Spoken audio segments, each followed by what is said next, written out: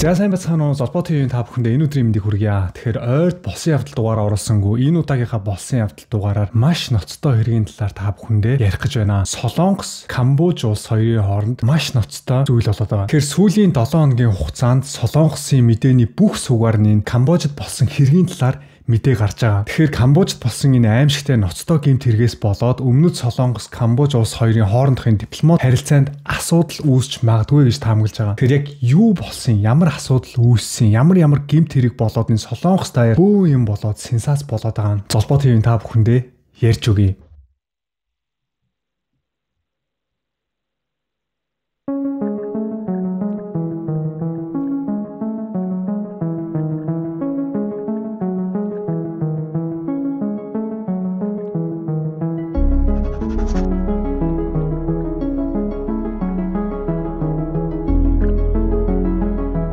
Cambodian criminal network. 캄보디아의 Cambodia.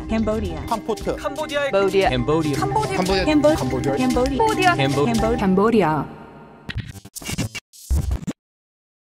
2025 оны 8 сард Камбот мужийн Бокр уулын орчимд 22 настай Пагмино гэх Солонгос оюутны цогц олсон. Залуугийн цогцыг шинжээд үзсэн маш аимшигтай тамлуулж алуулсан байсан. Пагминог зодуулж байхад хажууд нь байсан амьд гарсан бас нэгэн Солонгос хохирогч хэлэхдээ Паг залуу хөдөлж чадахгүй болтлоо зодуулсан гэсэн мэдүүлэг өгсөн. Пагминог Солонгост байхад нь Камбожид өндөр цалинтай онлайн ажилд оруулна гэж хууран итгүүлж Камбожид авчирсан. Камбожид очисон өдөр 3 хятад иргэн Пагминог барьцаалж аваад гэр бүлээс нь $35,000 $50 буюу 50 сая вон нэхэмжсэн боловч гэрийнхэнд нь тийм их хэмжээний мөнгө байгаагүй учраас шууд Солонгосын цагдаад мэдэгдсэн байгаа. За хүссэн мөнгийг нь цаг тухайд нь өгөөгүй учраас барьцаалагчид хохирогчийн ар гэр бүлтэй дахин холбогдоогүй. За тэгээд тун удалгүй 8 сард Миногийн цогцсон олдсон. Миногийн өхөл Солонгосын ард иргэдийн дургуутслыг хүргэж Солонгосын засаг захиргаа Камбож руу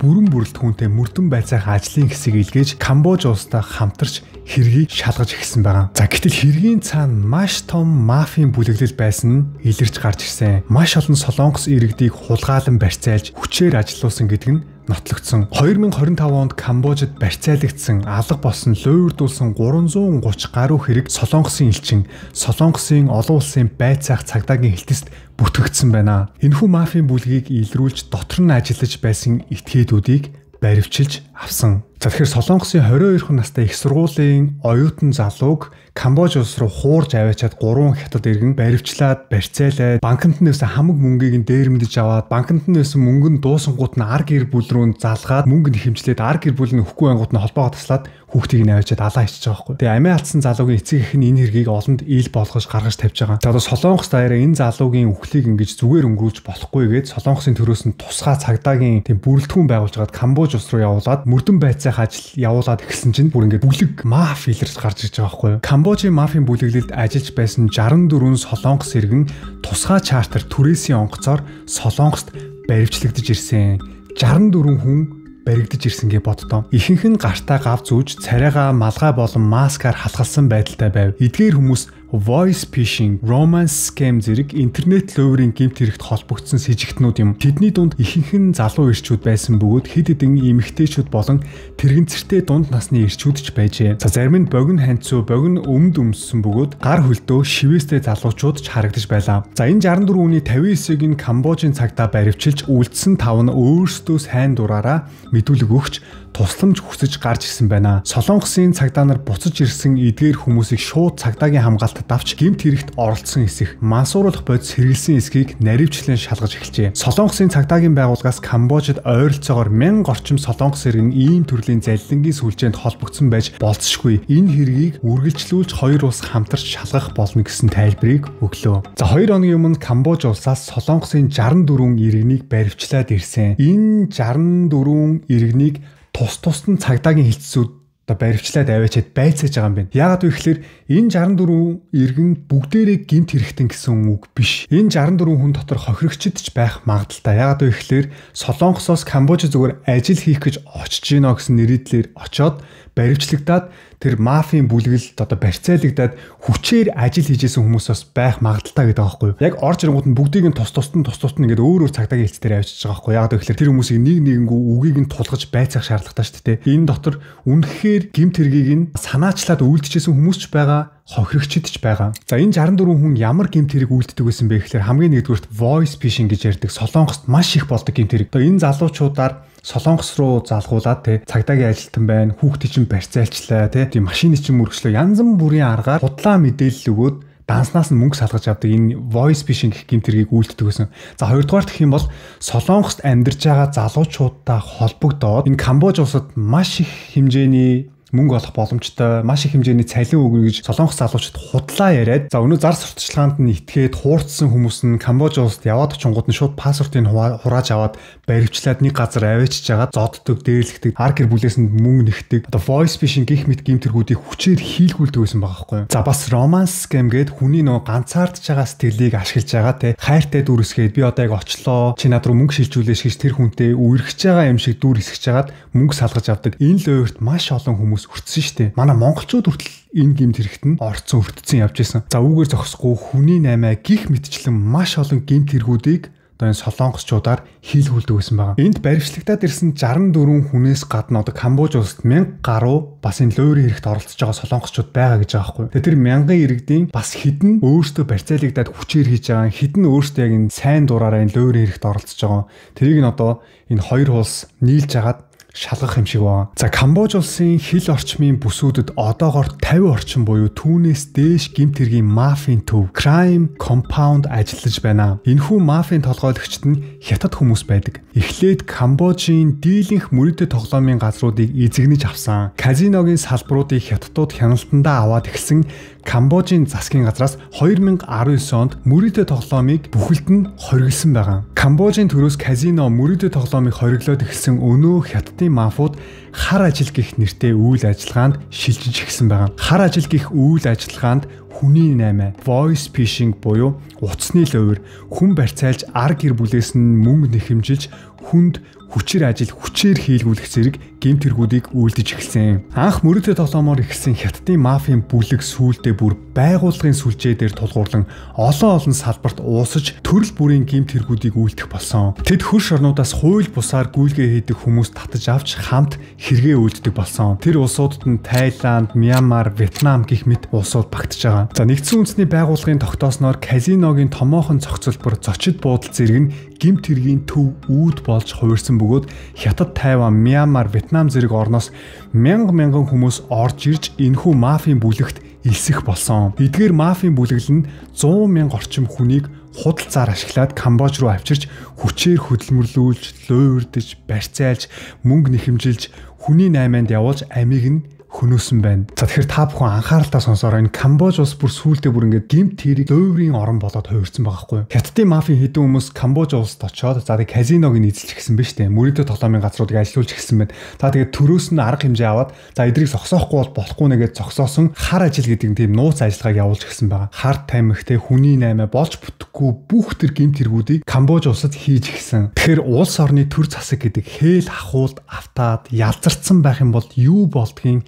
тод шиг нь бид нар энэ хэрэгээс харж болж байна. Бөөн хээл ахвал ерөөсө дуртай хүн нь орж ирж улс оронд нь гэмт хэрэг үйлддэг. Хятадууд зүгээр бөөнөрөө орж ирээл бүр маф үүсгээл энэ улсыг зүгээр ялцруулаа хийчихэж байгаа байхгүй юу? Гэмт хэргийн төв үүр болсон гэж. За тэгээ бүр ингээ Хятадаас Тайван, Мьянмар, Вьетнам гэх улсуудаас зүгээр болж бүтэхгүй бүх хүмүүсийн цуглуулж байгаа л ерөөсөө лойр. Хүний 8 аимшигтай гэмт хэргүүдийг хийгээд 100,000 гаруй хүн энэ гэмт хэрэгт өртсөн гэ боддоо. Энэчнээс хэр их хүн хүний 8-нд явсан бол хэр их хүн алуулсан бол. За энэхүү олон улсын сүлжээ мафийн үйл ажиллагааг нэг улс дангаараа зогсоож дийлэхгүй тул олон улсын хамтарсан ажиллагаа, дипломат, хууль эрх зүйн хамтын ажиллагаа шаардлагатай гэж Солонгосын төрөөс дүгнж байгаа. За Солонгосын гадаад хэргийн дэд сайд Кимжина өөрийн багийн хамт Камбож улсын нийслэл Пном Пен хотод очсон. Тэд Камбожийн ерөнхий сайд Хун Манет бас цагдаа, хууль, дотоод асуудал хариуцдаг тусгай албаныхантай уулзсан байна. Энэ уулзалтаар Солонгосын тал Камбожид болсон хэрэг солонгосчуудыг хуурч авчирч хүчээр ажилуулсан, зарим нь барьцаалагдсан зэрэг асуудлын талаар ярилцжээ. Камбожийн удирдлагууд бид Солонгосын засгийн газартай хамтарч ажилланаа. Солонгосын иргэдийн асуудлыг хурдан шийдэх тусгай төв байгуулнаа гэж амласан байна. За түүнчлэн Солонгос улсын иргэдийг Камбожийн тодорхой бүсэд гэмт хэрэг ихээр болж байгаа нутгуудаар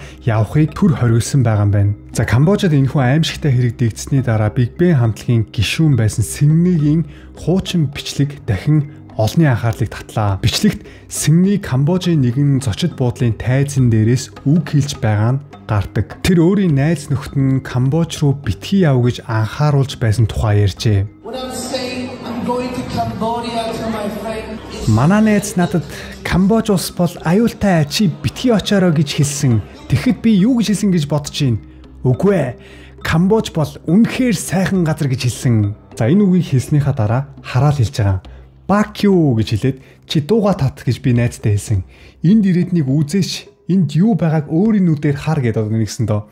Камбож улсыг магтж байгаа юм л да. За тэгсэн чинь урд нь байгаа хүмүүс вөө гэж ойролтой бөөм баяр болоо.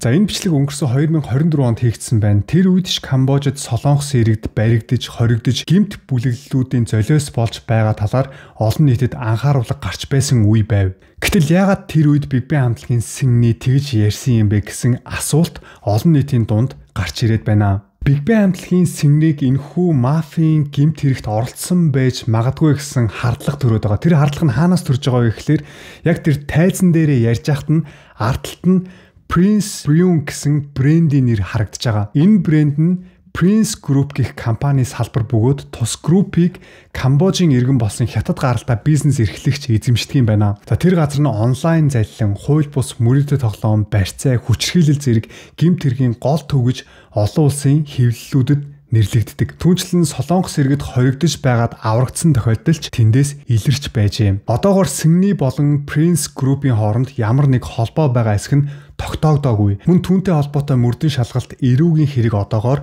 үүсээгүй гэж мэдээлсэн байгаа. Тэгэхээр Биг Бен хамтлагийн Сэнгни тайзан дээр өөрөө гарч ирээд ярьж байхад ард нь харагдаж байгаа нэг эмблем байгаа шүү дээ. Тэгэхээр энэ эмблем нь бас энэ мафийн нэг бүлэглэлийнх нь толгойлогчийнх нь брэнд байгаа байхгүй юу. Тийм учраас энэ солонгосын ард иргэд мэдээнийхэн сувгуудаар энэ Биг Бен хамтлагийн Сэнгни бас энэ хэрэгтэй холбоотой биш үү гэсэн хардлага төрөөд байгаа. Тэгэхээр солонгосын их сургуулийн оюутан 22 настай ганц залуу Камбожид очиод алуулсан юм уу гэвэл үгүй ээ. Маш олон хүмүүс охирсон. Бүр хэдэн мянга гарч байгаа. Одоо тэр тоог ингээд бараг тоолцдохгүй байхгүй юу. Дахин гарч ирээл байгаа хохирогчид Камбожид хоригдож зодуулж гэмт хэрэг хийхийг албадуулж байна гэсэн солонгос иргэдийн тусламж хүсэх дуудлага тасрахгүй байна. За тэдний нэг нь Камбожид ажиллахаар явсан их сургуулийн бас нэгэн оюутан залуугийн гэр бүл юм. Аав нь цагдаад алга болсон тухай мэдүүлэг өгсөн ч 2 сар орчим өнгөрөхөд хүүгийнхэн талаар ямар ч хариу ирээгүй байна. 2025 оны 6 сард хүүн таньдаг ахынхаа ярианд итгэн Камбожид очвол маш их мөнгө олж болно гэсэн үгэнд итгээд явсан. Хийх ажил нь юу вэ гэхээр усан бассейны аврагч хийгээд 1 сард 10 сая воноос илүү мөнгө олно гэж итгүүлсэн байгаа.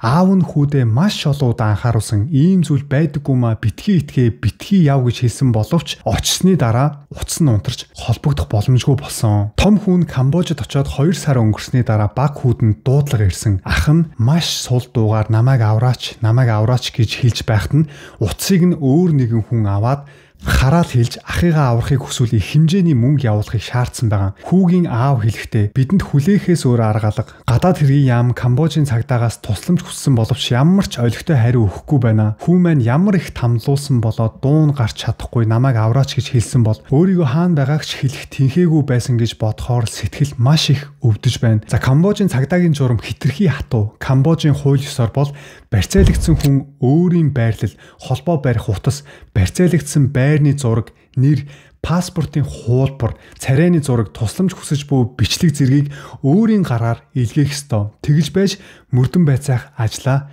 явуулдаг гин. Та бүхэн бодоод үзтээ энэ одоо юу гэсэн үг юм бэ? Би яг энэ мэдээг бэлтэж байхдаа бүр үнэхээр ойлгоогүй. Бүр гайхсан. Энэ Камбожийн цагдаагийн байгууллага нь яаж ялзарсан болоод ямар их хээл хахуул авдаг болоод маш их хохирогчдын ар гэр бүл нь дуудлага өгөөд байх тэр бүгдийг ингээд няцаагаад буцаагаад шалгадгүй гэж байгаа байхгүй юу? Яагаад шалахгүй вэ? Яагаад ажиллаа хийхгүй вэ? Маш их хэмжээний мөнгө авцсан болоод ажиллаа хийхгүй байгаа шүү дээ. Тэгээ тавьж байгаа шалтгаыг хараа. Энэ баталсан хуулийг хараа. Барьцаалагдсан хүн өөрөө биш те өөрийн байрлалыг хэлнэ гэж байгаа. Холбоо барих уцаа явуулна гэж байгаа. Барьцаалагдсан байрныхаа зургийг дараад явуулна гэж байгаа. Одоо нэр паспортныхаа хуулбарыг явуулна гэж байгаа. Тэгээ царайныхаа зургийг явуулна гэж байгаа. Тэгээ тусламж хүсэж байгаа бичлэгээ хийгээд цагдаагийн байгууллага руу явуулж ийж тэр цагдаагийн байгууллагаас нь шалгаж эхэлдэг гэж байгаа байхгүй юу? Үгүй ийм систем гэж байх уу цагдаагийн байгууллагад? Барьцаалагдсан хүн яаж өөрийнхөө байршлыг хэлэх юм бэ? Яаж өөрийнхөө зургийг дараад би барьцаалагдсан бэ шүү намайг авраач гэж хэлж явах юм бэ? Ийм хууль дүрмийг баталсан байхгүй юу? Улс үндэстэн ялзархаараа яаж ялзарч болдгийг тод шиг нь бид нар харж штэ.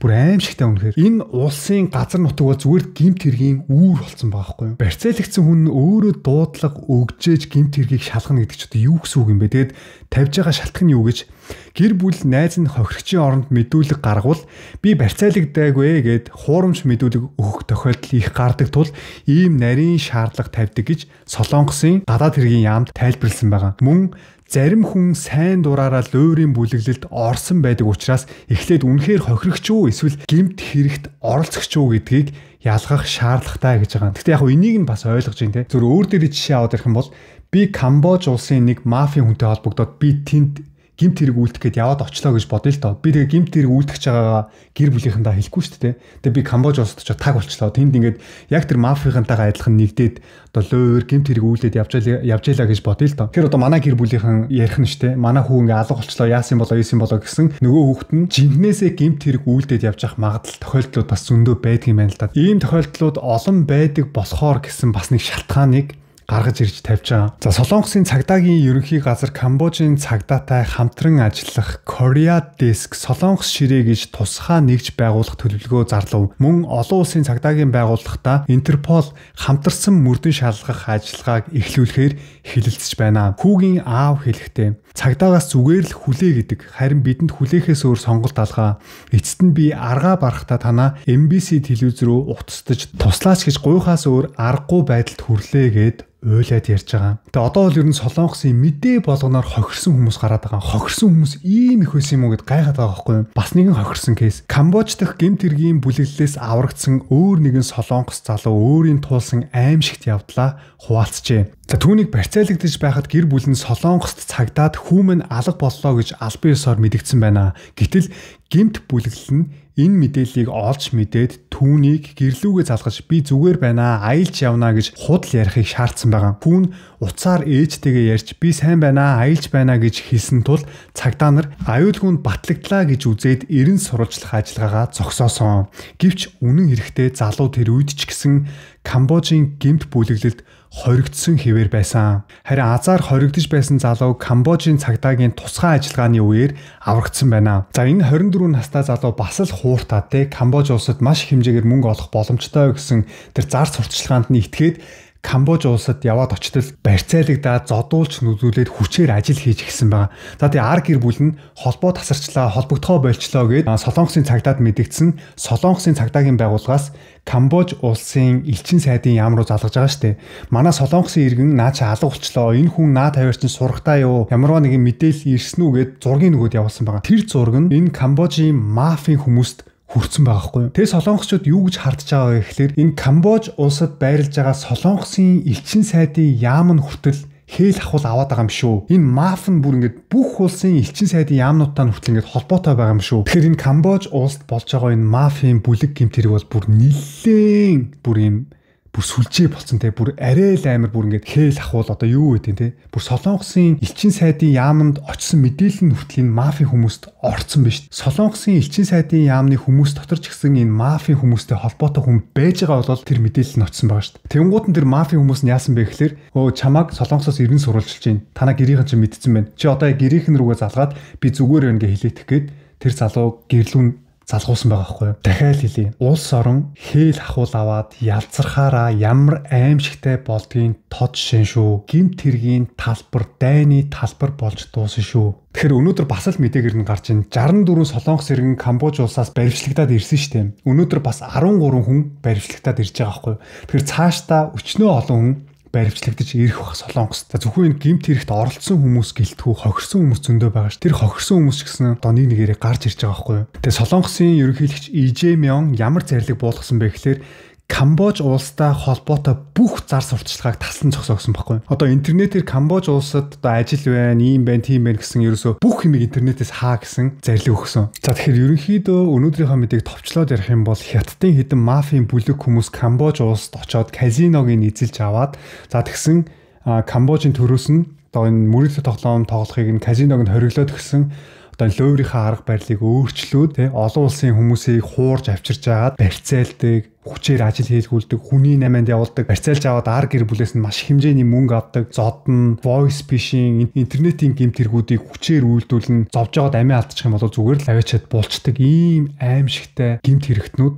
Камбож улсад ингээд бүр үйлцсэн байгаа байхгүй. За тэгвэл үзэгчдээ яг одоо маш анхааралтай сонсоороо. Бид нар ч гэсэн хохирогч болох магадлалтай. Би яг энэ бичлэгийг бэлдэж байхдаа манай Монголын ютубер залуу багш те Мөх Цэлмэгээд гадаадын орнуудаар маш их аялж явдаг. Тэр залууг янз бүрийн юм хүний намаа юм аимшигтай хэрэгүүдэд өртчих үедээ гэж өөрийнхөө санаа зовсон. Яг тэгэхээр Мөх Цэлмэгчийн ер нь бол эвгүй газруудаар маш зөрөгтэй явдаг шүү дээ. Тэгээ байнга хүн дагуулаад бие хамгаалагч хөсөж аваад ч юм уу тэгж яваасаа гэж бүр хүсэж байна. Аюултай шүү. Ер нь иймэрхүү орнууд бол өстой амар аюултай. Би өөрөө нэг иймэрхүү болсон явдал айгүйх бэлддэг болохоор ер нь бол хүн гэдэг амар. Тэгвэл хохирогч болохоос хэрхэн сэргийлэх вэ? Хамгийн нэгдүгээрт юу вэ гэхээр амархан мөнгөний амлалтанд битгий итэг, битгий хуурт. Өндөр цалинтай гадаадад ажиллах боломжтой боллоо. За эсвэл алдартай болох боломжтой, та модель болох боломжтой, та ямар хөөрхий юм бэ, царайлаг юм бэ гэж хэлж байгаа л бол заавал ажлын гэрээ, виз, албан ёсны имэйл байгаа эсхийг шалгах хэрэгтэй. Амархан хялбар аргаар мөнгө олох боломжтой гэж тархийг нь угааж авчирж байгаад нөгөө аимшигтай гэмтрүүдээ үлдчихэж байгаа байхгүй. За тэгээ сүүлийн үед залуухан охтууд Instagram-да янз бүрийн зураг оруулдаг шүү дээ. Тэр зурагнуудаас нь харж байгаад хөөрхөн охин байх юм бол өө чи ямар хөөрхөн юм бэ? Чи манай улсд ирж модель болох боломжтой шүү. Чи сарда 5 сая, 10 сая вон элбэгхэн олон те. Ингиж худлаа ярьж охтуудыг авчирж агаад одоо биеийг нь үнэлүүлдэг, хүний наймаанд явуулдаг аимшигтай гэмт хэрэг зөндөө болж байгаа. Энэ солонгосын мэдээгээр нь бас саяхан гарч лээсэн Польш охиныг тэгж хуураад Камбожд аваачиж агаад хүний наймаанд өгсөн байгаа байхгүй. Айгүй хөөрхөн охин тэгээ чи модель болох боломжтой. Чи манай улсд ирж модель болоод чамайг алдар нэр хүндтэй юм инфлюенсер болгоё. Чи маш их хэмжээний мөнгө олох боломжтой гэж хуурсан байгаа. Тэгэхээр энэхүү бичлэгийг үзэж байгаа дүүнер та гэж хэлэхэд амархан мөнгө олох боломжтой гэсэн амлалтад битгий итгээ. Одоо энэ сошиалаар харах юм бол зүгээр л амархан энийг игээл мөнгө олох боломжтой гэсэн иймэрхүү сурталчилгаа зөндөө явж идэг. Тэр бүгдэд битгий итэг. Мөнгө гэдэг зүйл үн цэнийг дагж идэг. Энэ үн цэнийг бий болгохын тулд маш их хэмжээний хөдөлмөр хэрэгтэй. Бүгдээрээ зүгээр л амжилттай явж байгаа хүмүүсийг төсөөлөд бодоод үзье л да тий. Роналдо, Месси, за энэ солонгосын хөлбөмбө хүчин Сон, Альсквол одоо амжилттай явж байгаа бизнесмен ч юм уу. Энэ бүх хүмүүс маш их хөдөлмөрлөдөг хүмүүс. Ямар аимшигтай хөдөлмөрлөдөг гэж Роналдо хүртэл бүр хэлжсэн шүү дээ. Та нар над шиг болох боломжтой. Гэхдээ та нар над шиг болж чадахгүй. Яагаад вэ гэхээр та нар хизээч над шиг хөдөлмөрлж чадахгүй гэжсэн байхгүй юу? Бүр шууд тэгж хэлсэн шүү дээ. Тэд нар өглөөний 4 цагаас босоод ийм гэдэг бүр өдрийнх нь тэр хийж байгаа зүйл нь яа бүр үгээр илэрхийлэхийн аргагүй хөдөлмөрлөдөг. За яг хөө мэдээж тодорхой хэмжээнд амжилтанд хүрсэн бизнесмэнүүд бол яг нэг компьютер дээр нэг өдөр хэдэн цаг суугаад цаана маш хэмжээний мөнгө олдог байж магадгүй. Гэхдээ тэр хүртэл явхад бас тэр хүн нэлээд хөдөлмөр гаргасан байгаа. Фүп гээл тэр дээр очиод амжилтанд хүрээд компьютерийн урд суугаагүй байхгүй. Компьютерийнхаа урд 2-3 цаг суугаад хэдэн зуун сая төгрөг олдог болтол тэр хүн маш их хэмжээний хөдөлмөрийг хийсэн байгаа. Толгоогоо ажилуулсан, бодсон, стресссэн, унсан, боссон гэдэг. Тэр хүний цаана маш их туршлага, алдаа, оноо, 9 бус юм хоримтлагдчихээс тэр хүн тэр төвшөнд хүрж байгаа байхгүй. Тэгэхээр бид нар болохоор яадаг вэ гэхээр тэр амжилтанд хүрсэн хүнийг л хараад байна уу гэхээс ш тэр хүн тэр амжилтанд хүрэхийн тулд ямар их зүйлийг туулсан бэ гэдгийг нь ерөөсөө боддог байхгүй. За яг би зөвхөн өөр дээр жишээ аваад ярил л да. Би одоо 6 жилийн турш YouTube-ийг хийлээ. Намайг ямар их хөдөлмөр гаргасныг та бүхэн мэдж байгаа ш тэ. Би айл нүлэгдэг ажил хийнгээ өглөө 5:30-д босоод айл нүлэгдэг ажлаа хийнгээ машин дотор байхдаа бичлэгээ янзлдаг тий. Бараг тий унтахын завгүй л ажилдаг байсан. Тэгээ өнөөдөр би та бүхнийхээ өмнө суугаад болсон явдал ярьж чинь зүгээр л ингээ зоргоороо яриа суухгүй байгаа ш тий. Өглөө босоод энэ бүх мэдээллээ цуглуулад, орчуулад айл хэсгийг хаана оруулах уу гэд бүгдийг нь бэлтэж агаад тэг ярьж байгаа. Тэгэд бүх амжилтын цаана маш их хэмжээний хөдөлмөр байгаа. Тэгэхээр яаж хурдан амархан хялбар аргаар мөнгө олох вэ гэж битгий бод. Тэгж бодоод эхлэхээр яадаг гэж дээрэмчин, луйрчин, авилгалчин те новшин ийм ямар ч тийм үн цэнгүй өөдгөө хүмүүс болж хувирж байгаа байхгүй. Амархан хялбар аргаар мөнгө олъё гэж бодож байгаа учраас. Тийм учраас залуучуудыгаа би амархан хялбар аргаар мөнгө олоход төвлөрөх биш, өөртөө үн цэнийг үүсгэх. Та өөрөө үн цэнтэй хүн болцсон багт энэ мөнгө гэдэг зүйл аяанда таныг дагаад ирдэг юм байна. Амархан аргаар хурдан мөнгө олоод хурдан баяжхийг хүсгэл юм бол та чөтгөрийн урхинд орж байгаа шүү. Та ямарваа нэгэн байдлаар буруу зам руу орж эхэлдэг. Тийм учраас өөртөө өөрийнхөө хийж байгаа ажилд үн цэнийг өгөөрөө. Энэ ажлаа уйггүй хөдөлмөрлөл юун дээр алдаад байна, юун дээр унаад байна гэдгээ маш сайн бодож энэ дээр л төвлөр. Мөнгө олохтой биш. Энийгээ сайн бариад үн цэнтэй болгоод хөгжүүлчих юм бол энэ мөнгө гэдэг зүйл аяанда дагаад ирнэ. Мөнгөний хууль гэж байгаад штэ. За тэгээ бас нэг зүйлийг анхааруулад хэлэхэд та ямарваа нэгэн аюултай орн руу аяллаар явах гэж байгаа бол гэр бүл найз нөхөдтэйгоо холбоо барих, дохиог тохиролцох ёстой байдаг юм байна. Юу гэсэн үг вэ гэхлээр аюултай оронд очиод таг алга болчлоо гэж бодъё л доо. Тэгэд ээж аав нь залгаадаг уцаахгүй те. Тэгж яагаад нэг залгасан чи уцаа аваад би зүгээр байна санаа зовтгүй шүү гэд уцаа тасчлаа гэж бодъё л доо. Хажууд нь нөгөө барьцаалж авсан хүмүүс нь дарамтлаад буу тулгаад ч юм уу ээж аавтайгаа ингэж яргээд байж ах тохиолдол байгаа байхгүй юу. Тэгэхээр одоо юу гэдэг ээж ааваа би тэр улсад очиод ингээд таг чимээгүй байж байгаад гинт холбогдоод одоо нэг тийм дохионы үг хоорондоо тохиролцох хэрэгтэй байгаа мэн л да. Одоо жишээлбэл ээж би тань руу залгаад ээж миний хоолоо өвдөөдсөн одоо идэвхтэй гайгүй болсон гэж хэлжээвэл надад аюултай зүйл тулгарсан шүү гэж ойлгоороо гэдэг нэг юм дохиог байнга тохиролцсон байх хэрэгтэй байдаг юм байна. Нэг бол аав руугаа залгаатай. Аав та имээ сайн уугаараа охин нь зүгээр байгаа шүү гэж хэлэх юм бол аав би аюултай байдал орцсон байгаа гэсэн үг шүү. Нэг бол найз руугаа залгаатай. За удахгүй очноо тэгээ хөлбөмбөг сайхан тоглоно шүү ч гэдэг юм уу те. Тэнгууд нь тэр найз нь эн чи юу лээ хөлбөмбөг тоглох юм бол золбоо аюулт орсон гэж бодоорой гэсэн шүү дээ. Хоорондоо нууцаар ойлголцох дохиог гэр бүлийнхэнтэйгээ найз нөхдөдтэйгөө ээж автагаж мөнгө тохиролцоод очих юм бол барьцаалагдсан тохиолдолд хурдан арга хэмжээ авах тийм боломжтой гэж цагдаагийн байгууллагаас анхааруулсан байгаа. За жишээлбэл золбоо нь одоо яг та бүхэнтэйгээ нэг нууц дохиог тохиролцож ил доо. Би хэрвээ ингэж хэлэх юм бол ямарваа нэгэн аюултай байдалд орсон гэсэн үг шүү. Одоо нөө ингэж ядчих шүү дээ. Тэр биш. Одоо би зүгээр те золбоо нь эмгэн болтлоо YouTube-ээр үргэлжлүүлж хийнэ гэх юм бол би аюултай байдалд орсон байгаа гэсэн үг шүү. За эмгэн болтлоо YouTube-ээр үргэлжлүүлж хийнэ гэсэн бичлэг гарч ирэх юм бол энэ золбоо хэнийг барьцаалагдсан бичлэг хийж байгаа юм биш үү гэж та бүхэн бодох нь шүү дээ. Би өвгөн болтлоо YouTube-ээр хийнэ гэж ярьдэн шүү дээ. Тэгэхээр эмгэн болтлоо гэх юм бол энэ золбоо нэг л эвгүүдсэн юм тэгээд одоо цагдаад мэддэг ч юм уу, манай ар гэр бүлд мэддэг ч юм уу. Тэг миний төлөө санаа тавьцгаагаарай.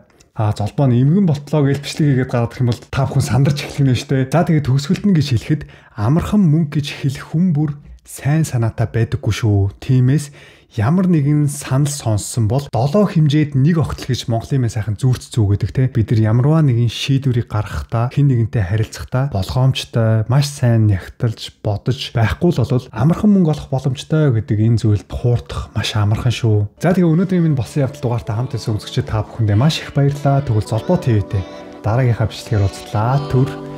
Bye.